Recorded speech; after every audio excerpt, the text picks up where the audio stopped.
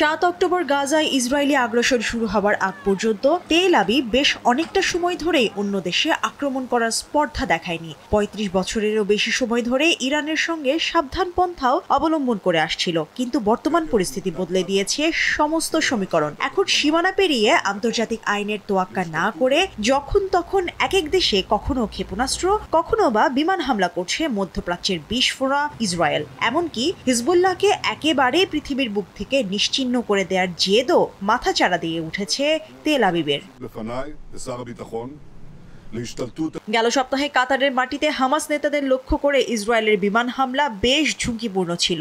তেল আবিবের এই দুঃসাহস শুধু হামাসের নেতৃত্বের উপরই ছিল না, বরং একটি স্বাধীন আরব রাষ্ট্র যার ইসরায়েলের সঙ্গে কোনো সীমানা নেই কোনো সামরিক দ্বন্দ্ব এবং যুক্তরাষ্ট্রের মিত্র, এমন হামলা চপেটাঘাতেরই মতো। 1948 সালে ইহুদি রাষ্ট্র গঠন হওয়ার পর থেকেই নিজ স্বার্থে ফিলিস্তিনি এবং লেবাননের নেতাদের বিভিন্ন স্থানে হত্যা করেছে ইসরায়েল। 1973 সালে লেবাননের বৈরুতে ইসরায়েলি সেনা পরিচালনা করে অপারেশন ফিরদান। প্যালেস্টাইন লিবারেশন অর্গানাইজেশনের 3 গুরুত্বপূর্ণ নেতা কামাল নাসের, আবু ইউসুফ আল নাজ্জার এবং কামাল আদওয়ান সহ অন্যান্য নেতাদের হত্যা করে ইসরায়েলি সেনারা। 1988 সালে তিউনিসিয়ায় মোসাদের গুপ্ত হত্যার শিকার হন পিএলওর শীর্ষ কর্মকর্তা খালিল আল ওয়াজির আবু জিহাদ। তবে কাতারের হামলা ছিল এই সমস্ত কিছুর থেকে একটু আলাদা।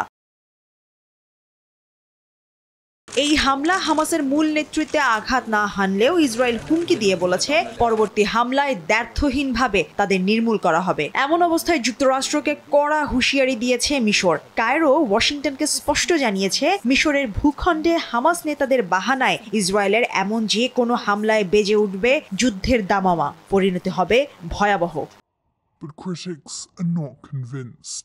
মধ্যপ্রাচ্যের আরেক শক্তি তুরস্ক ইসরায়েলের সম্ভাব্য হামলাকে মাথায় রেখে তেল আবিবকে পরিষ্কার জানিয়ে রেখেছে কোনো কারণে হামলা হলে আঙ্কারা তা সহ্য করবে না। ওয়াল স্ট্রিট জার্নালের প্রতিবেদন বলছে আঙ্কারা ও কায়রো হামাস নেতাদের তাদের নিরাপত্তা জোরদারে তাগাদা দিয়েছে।